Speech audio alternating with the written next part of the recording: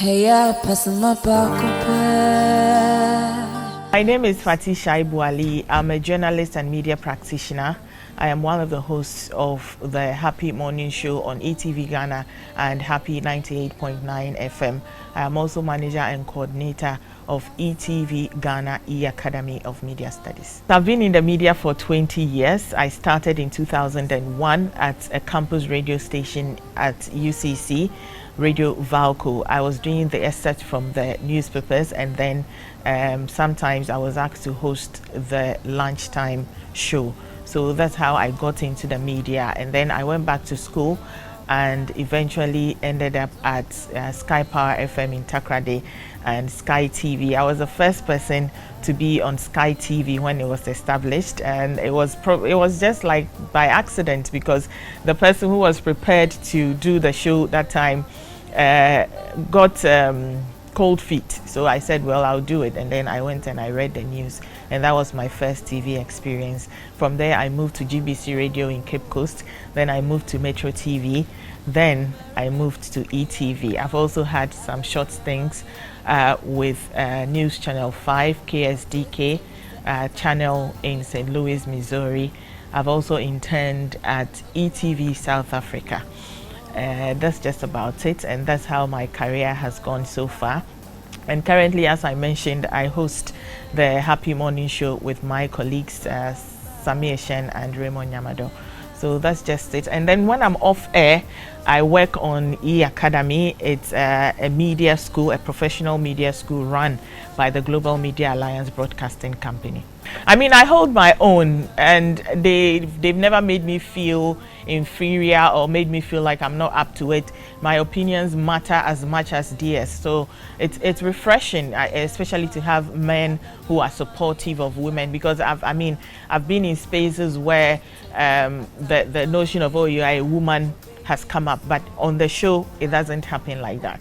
I would say equal pay for equal work, life, social, career balance.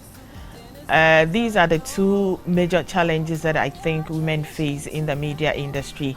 You would also see that when it comes to management positions in the media industry, there are just a few women, but I know that there are capable women who can manage, some of these media stations. So these are the challenges that I see in the media industry where I find myself. I don't think it's so much about the person being female.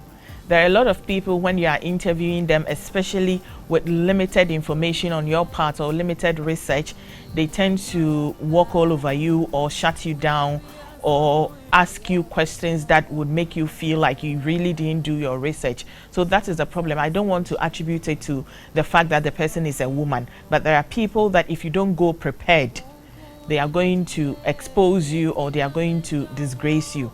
So you need to go prepared when you are going to interview people, no matter who the person is. You should make sure you do your research and you have enough information. But there is also a trick. Sometimes journalists tend to hide behind the masses and say that I'm asking a question for the masses. It is not my own question.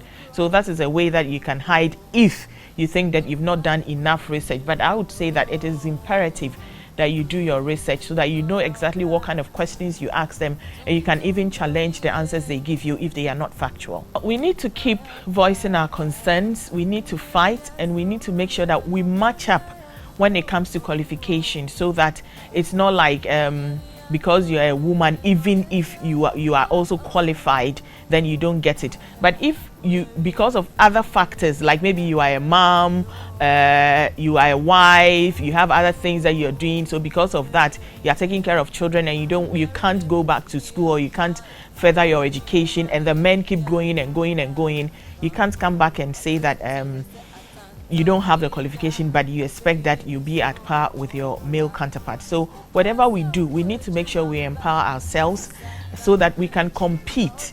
We want people to be recognized out of merit. We want people to gain recognition out of merit, and not just always play the I am a woman card, so I deserve this or that, without anything backing those requests. Journalism, they say, is born out of passion. However, you need education, you need the right people, you need the right connections. And in terms of connections, I'm talking about you need people that you can have interviews with. You need people that when you need information, you can call on. So connection is very important. Education is very, very important.